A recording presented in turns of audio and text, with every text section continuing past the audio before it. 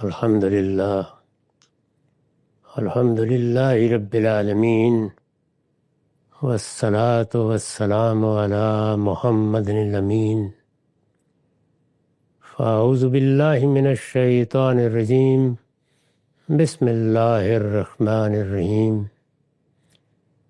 خواتین و حضرات، ہم سورہ نور کی آیت 2 سے درس کی ابتدا کر رہے ہیں۔ اس سورہ کی ابتدا ہی میں یہ واضح کر دیا گیا ہے کہ یہ اکثر و بیشتر شریعت کی سورہ ہے۔ شریعت یعنی قانون۔ ہم جس دین کو مانتے ہیں اس کے 2 حصے ہیں۔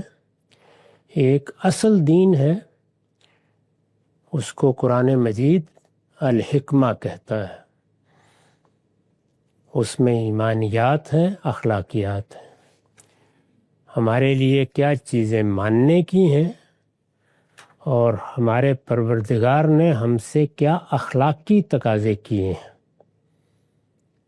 انسان کو اخلاقیات کے باب میں ایک حادثہ دیا گیا ہے، اسی طرح جیسے ہمیں دیکھنے کے لیے آنکھیں دی گئی ہیں، وہ ہمیں بتاتا ہے کہ اخلاقی طور پر کیا چیزیں صحیح ہیں، کیا غلط ہیں۔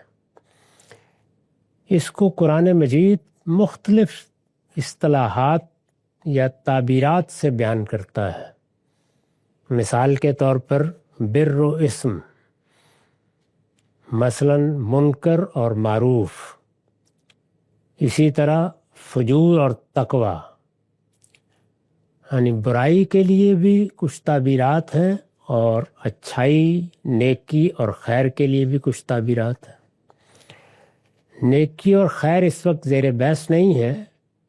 برائی کے باب میں عقل بھی یہی کہتی ہے، اور قرآن نے بھی اس کو بیان کیا ہے سورہ نحل میں، کہ 3 ہی اقسام ہیں۔ یعنی برائی کو اگر آپ ایک بڑی کلاسیفیکیشن میں بیان کریں تو 3 ہی اقسام ہیں۔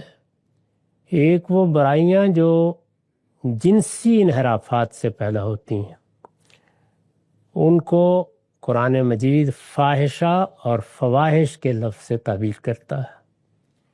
دوسرے وہ برائیاں جو حق تلفی سے پیدا ہوتی ہیں۔ دنیا میں ہم جب انسانوں کے ساتھ معاملہ کرتے ہیں تو اس میں حقوق پیدا ہو جاتے ہیں۔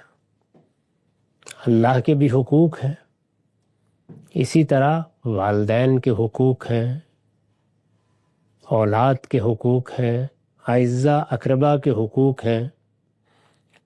یہی معاملہ میاں بیوی کے رشتے میں ہے۔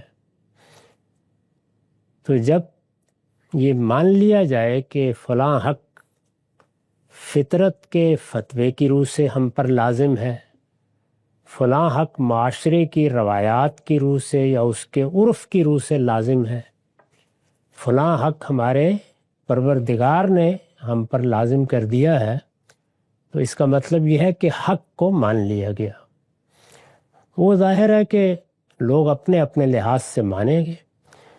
جن لوگوں کے ہاں کوئی معاشرتی روایت نہیں ہے یا مذہبی تعلیم نہیں ہے، وہ بھی مانیں گے، لیکن وہ حادثہ اخلاقی کے فتوے کی بنیاد پر مانتے ہیں۔ یعنی ہمارا باطن شہادت دیتا ہے کہ مثال کے طور پر اگر کوئی آدمی ہمارے ہمسائے میں رہتا ہے تو اس کا یہ حق ہم پر قائم ہو جاتا ہے۔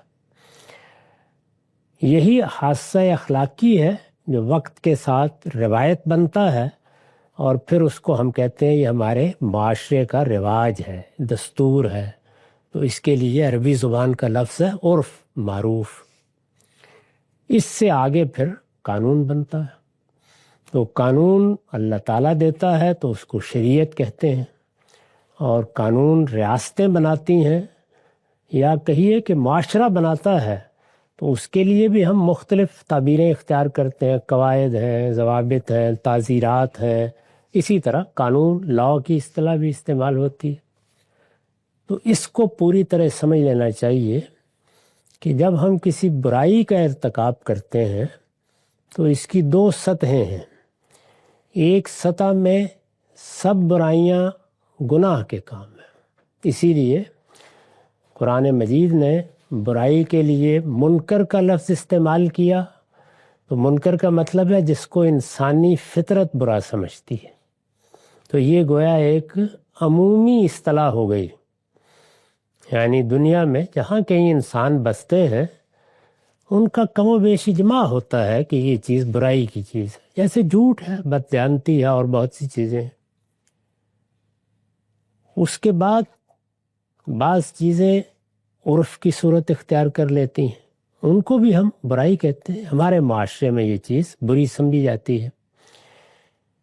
تو میں یہ عرض کر رہا تھا کہ اس میں وہ چیزیں جو کسی بھی پہلو سے برائی بنتی ہیں وہ اللہ کی بھی نافرمانی بن جاتی ہیں۔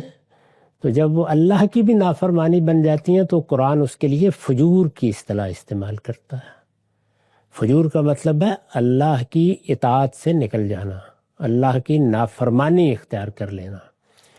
تو یہ مختلف تعبیریں ہیں، بات ایک ہی ہے، یعنی وہ کیا چیزیں ہیں جو فجور ہیں، وہ کیا چیزیں ہیں جو اسم ہیں، وہ کیا چیزیں ہیں جو منکر ہیں، یا ہماری اردو میں وہ کیا چیزیں ہیں جو برائی ہیں۔ تو میں نے عرض کیا کہ وہ تین ہی بنیادی طور پر ہیں۔ ان تینوں میں برائی کا ارتکاب ہوتا ہے تو اس سب کے لیے گناہ کا لفظ بولا جاتا ہے، یعنی یہ گناہ کا کام ہو گیا، جھوٹ بولا ہے، بددیانتی کی ہے، کوئی فاحشہ کا ارتکاب کیا ہے، ماں باپ کا حق نہیں دیا، بیوی کا حق تلف کر لیا ہے، تو یہ سب کیا ہے؟ گناہ کے کام ہیں۔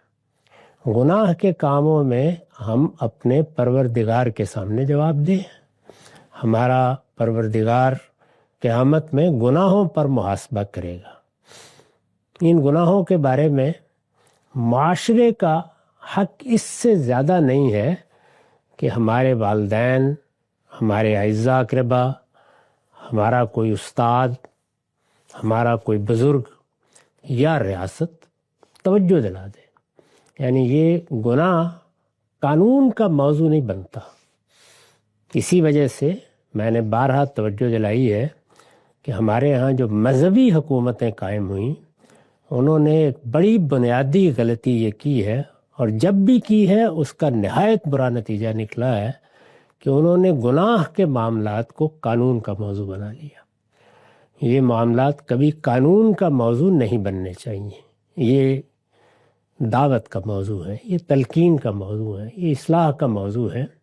تو ہمارے دین میں بھی اس کے لیے جمعہ کا منبر حکمرانوں کے سپرد کیا گیا ہے، یعنی وہ آئیں اور اگر وہ سمجھتے ہیں کہ لوگ کوئی برائی کا ارتکاب کر رہے ہیں تو دعوت کے، تلقین کے، واعظ کے، نصیحت کے اسلوب میں ان کو توجہ دلائیں۔ گناہ کے معاملات میں اس سے آگے معاشرے کا کوئی کردار نہیں ہے۔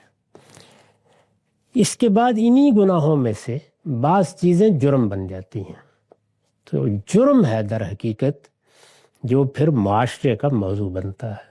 کوئی چیز جرم کیسے بنتی ہے وہ میں نے پچھلی نشست میں عرض کیا تھا کہ دو ہی چیزیں ہوتی ہیں، یعنی دو لوگ ہیں، ایک معاملہ ان کے درمیان ہوا ہے، وہ معاملہ فطری بھی ہو سکتا ہے، کسی معاہدے کے نتیجے میں بھی ہو سکتا ہے۔ فطری جیسے والدین ہیں، اولاد ہے، معاہدے کے نتیجے میں جیسے میاں بیوی ہیں۔ تو ان کے مابین کوئی معاملہ ہوا اور اس میں کسی ایک کا حق تلف ہو رہا ہے، یعنی وہ حق مانا جاتا ہے، وہ انسان کے حادثہ اخلاقی کی روح سے بھی مانا جاتا ہے، یا عرف کی روح سے مانا جاتا ہے، یا اللہ نے وہ حق مقرر کیا ہے، اس حق کو کسی نے تلف کر دیا۔ جیسے ہماری معاشرت میں میاں بیوی کا رشتہ اس اصول پر قائم ہوتا ہے کہ اخراجات کی یا معیشت کے لیے جدوجہد کی تمام ذمہ داری مرد پر ہوگی، وہ یہ ذمہ داری پوری نہیں کرتا، تو اس کا مطلب ہے کہ وہ بیوی کا حق تلف کر رہا ہے۔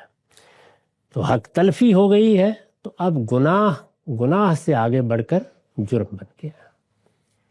اسی طریقے سے کسی نے کسی کی جان، کسی کے مال یا کسی آبرو کے خلاف زیادتی کر دی ہے، کسی کا مال چوری کر لیا ہے، ڈاکہ ڈال دیا ہے، کسی کو قتل کر دیا ہے، کسی کے کسی عضو کو نقصان پہنچا دیا ہے، کسی کو گالی دی ہے، کسی پر کوئی الزام لگا دیا ہے، یہ سب کیا ہے؟ یعنی ان میں یا جان کے خلاف اقدام ہو گیا ہے، یا مال کے خلاف ہو گیا، یا آبرو اور عزت کے خلاف ہو گیا ہے. تو اب یہ جرم بن گئے ہیں. تو جب جرم بن جاتا ہے تو پھر یہ مستلزم سزا ہو جاتا ہے، یعنی یہ اب کوگنیزیبل ہے. اس پر معاشرہ، مسلمانوں کی جماعت، کوئی حکومت، وہ اب قانون سازی بھی کرنے کا حق رکھتی ہے اور اس آدمی کا محاسبہ کرنے کا بھی حق رکھتی ہے. اس میں دو سطحیں ہیں، دونوں ملحوظ رکھنی ہوتی ہیں. ایک یہ کہ اس حق تلفی کا ارتکاب ہو گیا ہے، یعنی کسی نے کسی کا حق مار لیا، یا کسی نے کسی کی جان مال آبرو کے خلاف زیادتی کر دی. اور ایک یہ ہے کہ اس کا شدید امکان ہے کہ ایسا ہوگا. اس کو ٹریفک کے قواعد سے سمجھ لینا چاہیے. یعنی ٹریفک کے قواعد میں آپ کچھ پابندیاں لگاتے ہیں. ٹریفک دائیں چلے گی یا بائیں چلے گی، اس میں اگر کوئی خلاف ورزی کرے گا تو جرم ہوگا. یہ اگرچہ ایک مائنر کرائم ہوگا لیکن ہوگا. اس جرم پر یہ جرمانہ ہو جائے گا، یہ سزا ہو جائے گی. تو یہ ٹریفک کے قوانین جتنے ہیں یہ کہاں سے پیدا ہوئے ہیں؟ یہ جان کے خلاف اقدام سے پیدا ہوئے. جب آپ سڑک پر نکلیں گے اور آپ کوئی گاڑی چلا رہے ہیں یا آپ چل رہے ہیں، ایک زمانے میں لوگ پیدل چلتے تھے، یا یہ ہے کہ زیادہ سے زیادہ کسی نے کوئی گھوڑا، کوئی خچر کوئی لے لیا ہے، اس پہ جا رہا ہے. تو اس کے امکانات کم تھے تو قواعد کی ایسی ضرورت نہیں پڑی. کہیں کوئی معاملہ ہو گیا، لیکن جب وہ گاڑیاں وجود میں آئیں جن کو اب تیز رفتار کے ساتھ سڑکوں پر چلنا ہے، تو اس میں پھر قواعد بنانے پڑے. یہ قواعد اس اصول پر نہیں بنے کہ جرم ہو گیا ہے، اس پر بنے ہیں کہ جرم کو ہونے سے روکنا ہے. تو جرم کو ہونے سے روکنا ہے، گویا ایک پریونشن کا قانون بنتا ہے.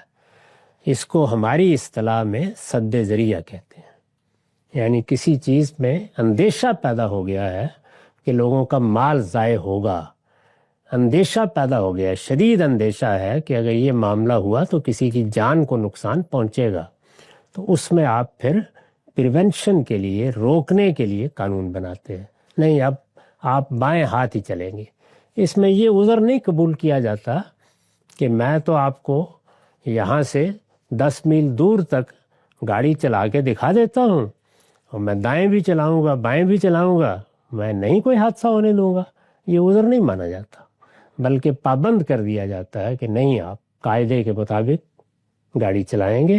وہ اگر بائیں ہے تو بائیں چلائیں گے، دائیں ہے تو دائیں چلائیں گے، اور اس میں جو دوسرے قواعد ہیں وہ بھی لازماً ملحوظ رکھے جائیں گے.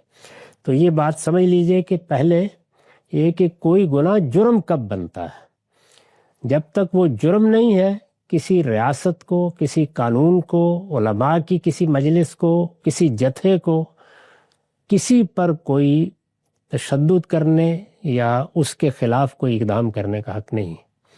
وہاں معاملہ اللہ اور بندے کے درمیان ہے. اس میں ہوں، آپ ہوں، حکومت ہو، ریاست ہو، وہ ابو بکر عمر کی حکومت ہو، اس کا اس سے زیادہ کوئی اختیار نہیں ہے کہ نصیحت کر دے، توجہ دلا دے، بتا دے. لیکن جس وقت جرم کا ارتکاب ہو گیا، یعنی گناہ جرم میں داخل ہو گیا ہے، تو اب قانون بنایا بھی جا سکتا ہے. اب اس قانون کا نفاذ بھی ہوگا. اب اس میں اگر خلاف ورزی کی جائے گی تو معاشرہ، ریاست ہاتھ بھی پکڑے گی اور اس میں جزا و سزا بھی ہوگی، دونوں چیزیں شامل ہو جائیں گی. تو یہ مطلب ہے مستلزم سزا ہونے کا. اس میں ظاہر ہے کہ یہ بحث کرنا پڑتی ہے بعض اوقات کہ فلاں گناہ کیا جرم بن گیا ہے. نبی صلی اللہ علیہ وسلم نے بڑی عمدہ رہنمائی فرمائی ایک موقع پر کہ دیکھو، دنیا میں جتنے بھی معاملات ہیں وہ بھی، اور دین کے معاملات میں بھی، جب کسی چیز سے روکا جاتا ہے تو الحلال بین والحرام بین. بعض اوقات بلکہ اکثر اوقات حلال بھی واضح ہوتا ہے کہ یہ جائز ہے اور حرام بھی واضح ہوتا ہے کہ یہ ناجائز ہے۔ اب مثال کے طور پر اس میں کوئی بحث کرنے کی ضرورت ہے کہ کسی آدمی کو مار دیا جائے، تو یہ واضح چیزیں ہوتی ہیں، لیکن ہر جگہ گرے ایریاز پیدا ہو جاتے ہیں، یعنی درمیان میں کچھ چیزیں ہوتی ہیں، ایک طرف سے دیکھیے تو معلوم ہوتا ہے کہ اس میں کیا حرج ہے، ٹھیک ہے، دوسری جانب سے یہ احساس ہوتا ہے کہ نہیں اس میں خرابی ہے۔ تو یہ معاملات ہیں، ان کو کہتے ہیں مشتبہات، یعنی وہ جو درمیان میں معاملات آ گئے ہیں، فیصلہ کرنا مشکل ہے۔ اس میں پھر ریاست بھی اگر فیصلہ کرتی ہے تو آپ کو قانون سازی کرتے وقت بحث کرنا پڑتی ہے۔ جیسے مثلا ہمارے معاشرے میں پچھلے دنوں بڑی لمبی بحث ہماری پارلیمنٹ میں ہوئی کہ کیا شادی کی عمر مقرر کی جا سکتی ہے، اور ریاست نے اب ایک اقدام کا فیصلہ کیا، تو اس میں یہی بحث ہوگی کہ شادی کی عمر اگر نہ مقرر کی جائے تو کیا اس سے بچے کی، خاندان کی، شوہر کی، یا اسی طریقے سے جو لڑکی بیاہی جا رہی ہے اس کی حق تلفی ہوگی۔ تو حق تلفی ہے جو بنیاد بنتی ہے، اس پر بحث کر کے اگر نتیجہ یہ نکلتا ہے کہ ہاں حق تلفی ہو جائے گی، اس کو روکنا ہے، تو آپ عمر مقرر کریں گے، اور اگر بحث کے بعد یہ نتیجہ نکلتا ہے کہ یہ حق تلفی نہیں ہے، یعنی اس میں کسی کا حق نہیں تلف ہوتا، تو پھر یہ شخصی معاملہ ہے، اس میں کوئی مداخلت نہیں کی جا سکتی۔ اس اصول سے اس ساری بات کو سمجھ لینا چاہیے۔ تو میں نے عرض کیا کہ بعض معاملات مشتبہات ہو جاتے ہیں، ان میں پھر فیصلے کی ضرورت پڑتی ہے، وہ ریاستیں بھی کرتی ہیں بحث کر کے، چنانچہ ہر پارلیمنٹ، ہر قانونی ادارے میں جب قانون سازی کی جائے تو یہ کوئی مطلق حق نہیں ہے، ایبسولوٹ نہیں ہے یہ کہ جس کا جی چاہے جو قانون بنا لے، نہیں، شخصی معاملات میں کوئی مداخلت کسی ریاست کا حق نہیں ہے۔ اصلاً شخصی معاملات فرد کے درمیان اور اس کے پروردگار کے درمیان ہے، لیکن اگر جرم بن گئی ہے کوئی چیز، جیسے میں نے عرض کیا کہ دو ہی صورتوں میں بنتی ہے، تو پہلے یہ بحث ہوگی کیا یہ حق تلفی ہو گئی ہے، کیا اس میں جان مال آبرو کے لیے خطرے کا موقع پیدا ہو گیا ہے، تو اب آپ قانون سازی کر سکتے ہیں۔ تو شریعت میں بھی جن معاملات میں قانون سازی کی گئی ہے، یعنی ریاست کے لیے قانون بتایا گیا ہے، وہ سب اسی اصول پر کیا گیا ہے۔ تو میں نے یہ بات جرم مستلزم سزا کی وضاحت میں کی ہے۔ اس میں حاشیہ پڑھ رہا تھا، زنا قرآن کی روح سے شرک اور قتل نفس کے بعد تیسرا بڑا گناہ ہے، یعنی یہ پہلے اس کا گناہ ہونا بیان کیا گیا ہے، گناہ کا کام ہے۔ اللہ تعالیٰ نے جو شرائع انبیاء علیہم السلام پر نازل کیے ہیں، کوئی چیز جب تک ممنوعات میں رہتی ہے، گناہ میں رہتی ہے، وہ دین میں بھی اخلاقیات کا موضوع ہے، دعوت کا موضوع ہے، وہ اصلاح کا موضوع ہے، اور جب اس کو ایک باقاعدہ قانون کی صورت دی جاتی ہے جس کو شریعت کہتے ہیں، تو یہ شرائع یا شریعتیں جو نبیوں کو دی گئیں ان کا حوالہ دے کے بیان کیا ہے کہ اللہ تعالیٰ نے جو شرائع انبیاء علیہم السلام پر نازل کیے ہیں، یعنی آسمان سے وحی کے ذریعے سے جو قانون دیا ہے، ان میں اسے یعنی زنا کو جرم مستلزم سزا قرار دیا گیا ہے۔ مستلزم سزا یعنی یہ قابل دست اندازی پولیس ہو گیا ہے، اس کا ارتکاب ہوگا تو اس کو ریاست روکے گی، گویا یہ حق تلفی کی وہ صورت ہے کہ جس کو اب خدا اور بندے تک نہیں چھوڑا جا سکتا۔ تو یہ قرآن نے بھی فیصلہ کر دیا، عقل بھی یہی کہتی ہے۔ چنانچہ بنی اسرائیل کی مخصوص حیثیت اور ان پر خدا کی براہ راست حکومت، یہ دونوں باتیں سمجھ لینی چاہیے۔ بنی اسرائیل دنیا کی عام قوموں میں سے کوئی قوم نہیں تھے، وہ اللہ کی منتخب جماعت ہے، اور اللہ تعالیٰ نے ان کو اسی طرح منتخب کیا تھا جس طرح وہ انسانوں کے اندر سے پیغمبروں کا انتخاب کرتا ہے۔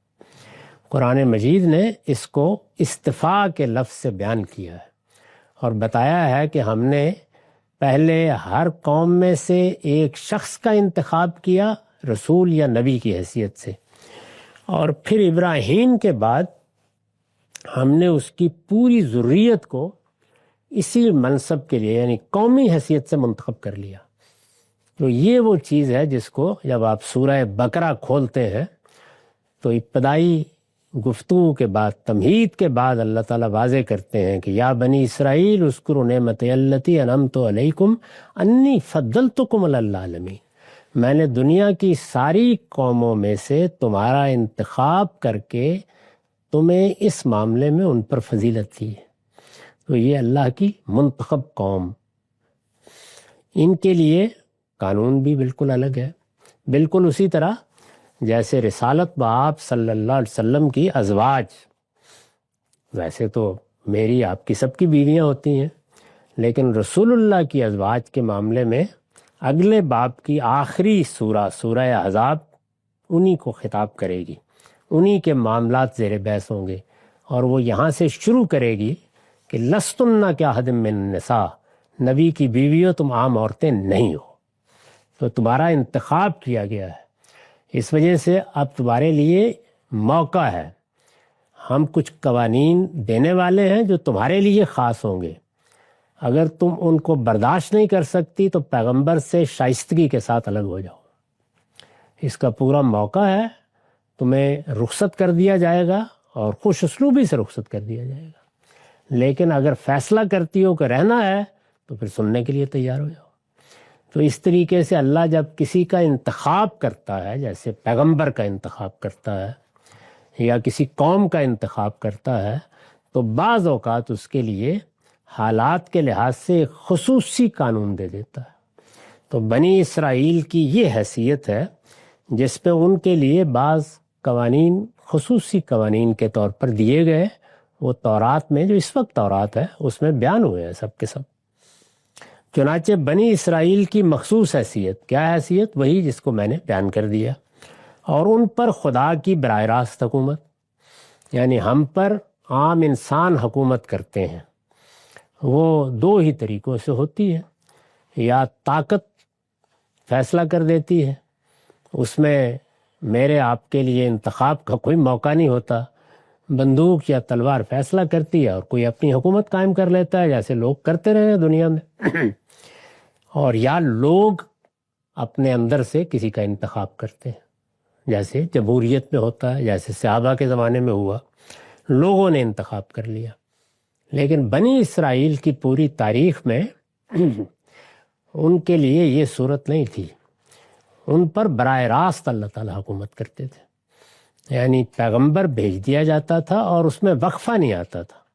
اس کو قرآن نے بیان کیا قفینا من بعدہ بالرسل، یعنی جیسے کسی کے چہرے کے ساتھ چہرہ لگا ہوا ہو، اس طرح قطار میں ہم پیغمبر بھیجتے جاتے تھے۔ تو اللہ تعالیٰ بادشاہ کی حیثیت سے حکومت، اور نیچے پیغمبر انسانوں تک اس کا پیغام پہنچاتا تھا۔ تو جب اللہ تعالیٰ کی براہ راست حکومت ہو رہی ہو تو اس کو حکومت الہیہ کہتے ہیں۔ جب پیغمبر کو حکومت ملتی ہے، یعنی زمین پر وہ ہوتا ہے، آسمان پر خدا کا رابطہ ہے، تو یہ حکومت الہیہ ہے۔ رسول اللہ کے زمانے میں بھی یہی حکومت قائم ہوئی، اور رسول اللہ کی وفات کے دن ختم ہو گئی، یعنی اللہ تعالیٰ کی براہ راست حکومت۔ اس میں نیچے تو لوگوں کا تقرر کیا جاتا ہے، لیکن مرکزی نظم خود اللہ تعالیٰ اپنے ہاتھ میں رکھتے ہیں، وہ فیصلہ کرتے ہیں۔ تو بنی اسرائیل میں یہ دونوں چیزیں تھیں، یعنی ان کا انتخاب کر لیا گیا تو ان کی ایک مخصوص حیثیت تھی، اور حکومت بھی ان پر میری آپ کی یا کسی کی نہیں تھی، وہ اصل میں پیغمبر کے ذریعے سے خدا کی حکومت تھی براہ راست۔ چنانچہ بنی اسرائیل کی مخصوص حیثیت اور ان پر خدا کی براہ راست حکومت کی وجہ سے زنا بے زن غیر کو، یعنی اڈلٹری کو، اگر کسی نے کسی دوسرے کی بیوی کے ساتھ بدکاری کا ارتکاب کیا ہے تو ان کی شریعت میں حرابہ قرار دے دیا گیا تھا۔ اللہ کی حکومت ہے، اس لیے اگر اس میں اس کا ارتکاب کرو گے تو یہ اب عام جرم نہیں سمجھا جائے گا، اس کو ایسے سمجھا جائے گا جیسے زنا بالجبر کا ارتکاب کیا گیا، یعنی اس کو حرابہ یا فساد فی الارض کا جرم قرار دے دیا گیا تھا۔ عورت کنواری ہو تو البتہ رعایت کی ہدایت کی گئی تھی، اور مرد پر مالی تاوان عائد کر کے اسے پابند کر دیا گیا تھا کہ باقی عمر کے لیے وہ اسے بیوی بنا کر رکھے گا۔ یعنی اگر کسی نے کسی کنواری عورت کے ساتھ یہ معاملہ کیا ہے تو اس کی سزا میں بڑی نرمی تھی، اور اگر کسی دوسرے کی بیوی کے ساتھ معاملہ ہوا ہے تو پھر اس کو حرابہ قرار دے دیا گیا تھا۔ تو یہ قانون اس لیے مختلف ہے قرآن کے قانون سے کہ ان کے ہاں براہ راست حکومت تھی۔ ان کے بعد پھر بنی اسماعیل کا اللہ نے انتخاب کیا، تو پہلی حیثیت یعنی انتخاب کی حیثیت میں تو دونوں میں کوئی فرق نہیں ہے، لیکن رسول اللہ کے بعد براہ راست اللہ کی حکومت ختم ہو گئی۔ یعنی اب انسان منتخب ہوں گے، وہ حکومت کریں گے یا جو بھی نظام بنے گا، تو ان کے معاملات کو اس طرح بالکل الگ سمجھ لینا چاہیے۔ میں نے اس کو واضح کیا ہے کہ تورات کے قانون میں، اور تورات میں یہ زنا کا قانون استثناء کے باب 22 میں 23 29 آیات میں بیان ہوا ہے، ہمارے ہاں یہ سورہ نور میں زیر بحث ہے۔ تو دونوں میں جو فرق ہے اس کی وجہ سمجھنی چاہیے، وہ میں نے عرض کر دی ہے۔ نبی صلی اللہ علیہ وسلم پر ختم نبوت کے بعد یہ صورتحال چونکہ تبدیل ہونے والی تھی، یعنی اب کوئی پیغمبر نہیں آئے گا، رسول اللہ کے بعد سلسلہ ختم ہو گیا، تو خدا کی براہ راست حکومت یا حکومت الہیہ کا امکان بھی ہمیشہ کے لیے ختم ہو گیا۔ اب انسانوں کی حکومتیں، خدا کی حکومت اب اس طرح قائم نہیں ہوگی۔ جب یہ ہو گیا تو اس لیے قانون میں بھی تبدیلی کر دی گئی، یعنی اللہ تعالیٰ نے شریعت میں یہاں اس وجہ سے تبدیلی کی ہے، اس کو سمجھ لینا چاہیے۔ چنانچہ یعنی پھر کیا کیا گیا، یعنی رسول اللہ کا دور جب آیا تو یہ تو ہم اوپر گفتگو کر چکے کہ زنا صرف گناہ نہیں ہے، وہ چونکہ بچے کی بھی حق تلفی ہے، بیوی ہے تو شوہر کی حق تلفی ہے، شوہر ہے تو بیوی کی حق تلفی ہے، اور ابھی اگر شادی نہیں ہوئی تو سد ذریعہ کے اصول پر تقاضا کرتا ہے کہ اس کو روکا جائے۔ تو اس وجہ سے وہ مستلزم سزا ہے، یعنی سزا کا تقاضا کرتا ہے، اس لیے اس میں ریاست، معاشرہ، قانون زیر بحث آ گیا ہے۔ نبی صلی اللہ علیہ وسلم کے بعد یہ صورتحال چونکہ تبدیل ہونے والی تھی، اس لیے قانون میں بھی تبدیلی کر دی گئی۔ چنانچہ پہلے بغیر کسی تعین کے ایذاء کا حکم دیا گیا، یعنی اللہ تعالیٰ نے ابتدا یہاں سے کی رسول اللہ کے بعد۔ یہ چونکہ بالکل ایک قبائلی نوعیت کا معاشرہ تھا، اس کو منظم کیا جا رہا تھا، تو پہلے مرحلے میں تو یہ کہا گیا کہ اگر کوئی زنا کا ارتکاب کرے گا، مرد ہو یا عورت، تو اس کو ایذا دی جائے گی، یعنی اس کو سزا دی جائے گی، لیکن سزا کیا ہوگی اس کو متعین نہیں کیا، اس کو معاشرے پر چھوڑ دیا۔ سزا دی جائے گی، فآذوہما، قرآن کے الفاظ ہیں سورہ نساء میں۔ یہ حکم سورہ نساء کی آیت 16 میں بیان ہوا ہے، یعنی محض ایذا کا حکم دیا گیا۔ اس کے بعد یہ صاف واضح تھا کہ اس میں معاشرے پر معاملے کو نہیں چھوڑا جائے گا، کچھ نہ کچھ قانون سازی ہوگی، اس کے اشارات بھی موجود تھے۔ اس کے بعد یہ پھر سورہ نور جس کو ہم اب پڑھ رہے ہیں، اس میں 100 کوڑے کی سزا مقرر کی گئی، یعنی طے کر دیا گیا کہ اس جرم کی سزا اللہ کے قانون میں 100 کوڑے ہے۔ یہ حکم سورہ نساء کی آیت 16 میں بیان ہوا ہے۔ اس کے بعد 100 کوڑے کی یہ سزا مقرر کی گئی جو اب ہمیشہ کے لیے خدا کا قانون ہے، یعنی اب یہی سزا ہے۔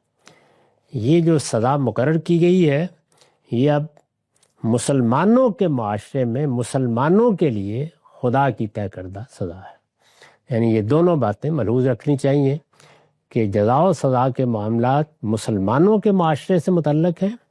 اگر ان کو کسی معاشرے میں حکومت حاصل ہے تو پھر ان کی حکومت پابند ہے کہ وہ اللہ تعالیٰ کے طے کردہ قواعد کے مطابق قانون کا نفاذ کرے۔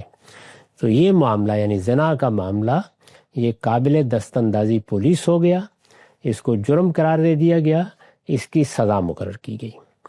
اب یہ سوال پیدا ہوتا ہے کہ کیا یہ تنہا سزا ہے، یعنی بس ایک سزا مقرر کر دی ہے؟ نہیں، یہ اس جرم کی انتہائی سزا ہے۔ اس کا مطلب کیا ہے، انتہائی سزا ہے، اس سے کیا نتائج نکلتے ہیں، اس پر ہم اگلی نشست میں گفتگو کریں گے۔ اقول و قولی ھذا واستغفر اللہ لی ولکم ولسائر المسلمین۔